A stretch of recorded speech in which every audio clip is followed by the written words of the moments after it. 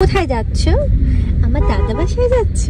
সেদিন গ্রামের বাসায় গিয়ে কী করলাম এবং কিভাবে আমার সময়টা কাটিয়েছে তার এক ঝলক থাকছে এই ভ্লগে। So hello everyone, welcome to Shahnaz Mim vlog. এই তো ছোটোবেলায় যখন দাদা বাসায় যেতাম ঈদ করতে, সব থেকে বেশি এক্সাইটমেন্ট মনে হয় আমার মধ্যেই কাজ করতো। এই যে রাস্তার পাশ দিয়ে যাওয়া সবুজ গাছগুলো আর এই নীল আকাশ দেখতে কি যে ভালো লাগতো। আমার কাছে গ্রামের বাড়ি মানেই অন্যরকম এক ভালো লাগা, যেটা শহরের ব্যস্ত জীবনে একদমই মেলে না। প্রকৃতির নির্মল সৌন্দর্য, বিশুদ্ধ বাতাস আর পরিবারের উষ্ণ সান্নিধ্যে একসাথে মিলে প্রতিটা মুহূর্তকে যেন অন্যরকম আনন্দময় করে তোলে। রাস্তার দুপাশে সবুজ প্রকৃতি দেখতে দেখতে চলে এলাম দাদা বাসায়। দাদা বাসায় আসলে আমার ছোটোবেলার কথা মনে পড়ে যায় ছোটোবেলায় কত সুন্দর সময় কাটিয়েছি। আর এদিকে তো সবাই অপেক্ষা করছিল কখন আজ থেকে কোলে নিবে। এটা হচ্ছে আমার দাদি মাশাল্লাহ অনেক ভালো সৌভাগ্য, কারণ তিনি তার নাতি পুতি সবাইকে দেখতে পেরেছেন। এটা আমার ছোট দাদি আজ থেকে ভীষণ ভালোবাসে। আস্থার আসার কথা শুনলে ওরা 1-2 ঘন্টা ধরে আগে থেকে বাসায় এসে বসে থাকে। আর এই ভদ্রলোককে দেখছেন, ইনি কিন্তু আমার ছোট দাদু ভাই। আমি তার ভীষণ আদরের নাতনি। আমাকে যে কি পরিমাণ ভালোবাসে সেটা আসলে বলে বোঝানো সম্ভব না। আর এই যে আমার ছোট দাদি, তারা তো ভীষণ ভালোবাসে আমার আস্থাকে। আস্থা আসলে অনেক লাকি যে আমার দাদু দাদি ভাই দিদা ভাই সবার ভালোবাসা অনেক পায়। আর এদিকে আমার ছোট ভাই আমার হাতে একটা শাপলা ফুল ধরিয়ে দিল। আমাদের আসার কথা শুনলে সবার একদিন আগে থেকে ঘুম আরাম হয়ে যায়।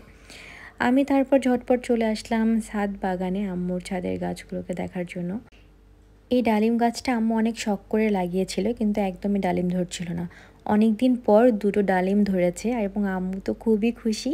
তাই দেখছিলাম আসলে ডালিমটা অনেক ছোট, অপেক্ষায় আছি কবে বড় হবে আর খেতে পারবো। এদিকে আমি এই আম বাগানগুলোতে চলে এসেছি। আম বাগানে খুব সুন্দর একটা ঠান্ডা পরিবেশ। এখানে আসলে এসির কোনো প্রয়োজন নেই, এত সুন্দর যে মুগ্ধ হয়ে থাকি আমি। আর এদিকে দেখছিলাম আম্মু কি করছিল। আম্মু রান্নাঘরে খুব ব্যস্ত ছিল। আসলে দাদা বাসায় রান্নাঘরটা এত বেশি বড় যে আমার ঢাকায় চলে যাওয়ার পর খুবই সাফোকেটিং লাগে। আর এদিকে আমার মেয়ে তো খুব ব্যস্ত তার নানু ভাইয়ের আদর খাওয়ার জন্য।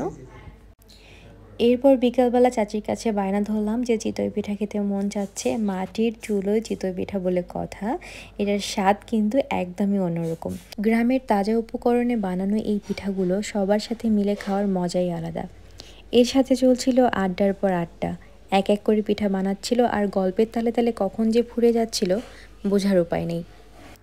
পরের দিন ঘুম থেকে উঠে খাওয়া দাওয়া করে ছাদে চলে এলাম, আর সাথে নিয়ে এলাম 1 কাপ চা আর সাথে একটা গল্পের বই। এরকম একটা পরিবেশে বই পড়তে আমার ভীষণ ভালো লাগে।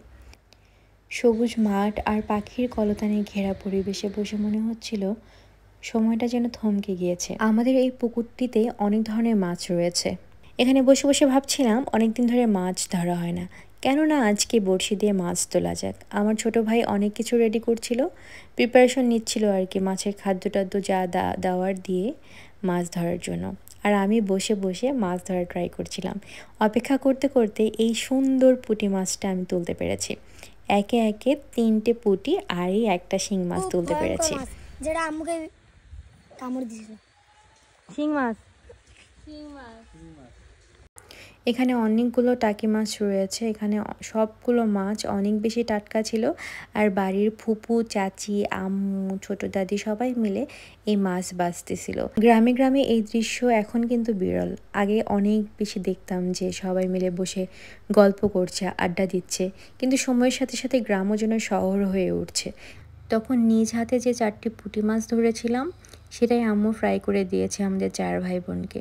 আসলে গ্রামের এই ছোট ছোট মুহূর্তগুলো আমাদের জীবনের চিরন্তন সরলতার প্রতীক।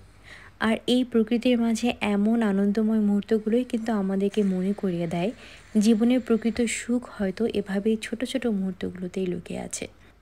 শহরের ব্যস্ততা আর প্রযুক্তির কোলাহল থেকে দূরে এখানে প্রকৃতির কোলে যেন এক নির্ভেজাল শান্তি খুঁজে পাই আমি। তাই তো বারবার ছুটে আসি।